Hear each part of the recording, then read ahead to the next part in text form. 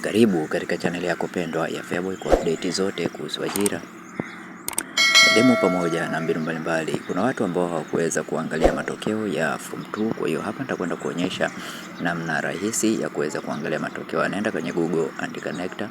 Baada hapo utaona website ya NECTA, utaifungua namna hiyo. Ukishaifungua uta scroll chini kidogo hapo, na katika sehemu hiyo ya news utaweza kuona matokeo hapo. Matokeo ya upimaji wa kitaifa wa darasa la 4 utaweza kuona hapo, lakini pia matokeo ya upimaji wa kitaifa wa form 2 utaweza kuona hapo. Form 2 National Assessment utaifungua hiyo ya form 2 National Assessment, na baada ya hapo utaweza kuona center zote ziko hapo, zimepangiliwa kwa alphabet. Kwa hiyo utachagua alphabet ambao unataka kuangalia au ambayo shule yako ipo. Kama shule yako inaanza na leta M utachagua kwenye M, kama O utachagua kwenye O, kama Z utachagua kwenye Z kulingana na alphabet ya shule yako.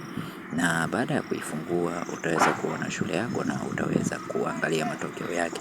Kwa wewe ambaye ni mara yako ya kwanza kuingia katika channel ya Feaboy, usahau kusubscribe, kulike na kushare video hii kwa wengine wengi zaidi ili waweze kupata taarifa hizi.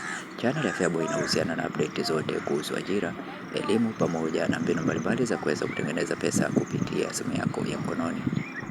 Jiunge na grupu letu la WhatsApp, linki ipo katika description ya video hii ili tuweze kwenda pamoja na kuweza kupata mbinu mbalimbali kupitia grupu letu la WhatsApp. Asanteni na karibuni sana. Kama una tatizo lolote la kuona matokeo, ni cheki WhatsApp, namba zangu zipo katika description ya video hii. Asante.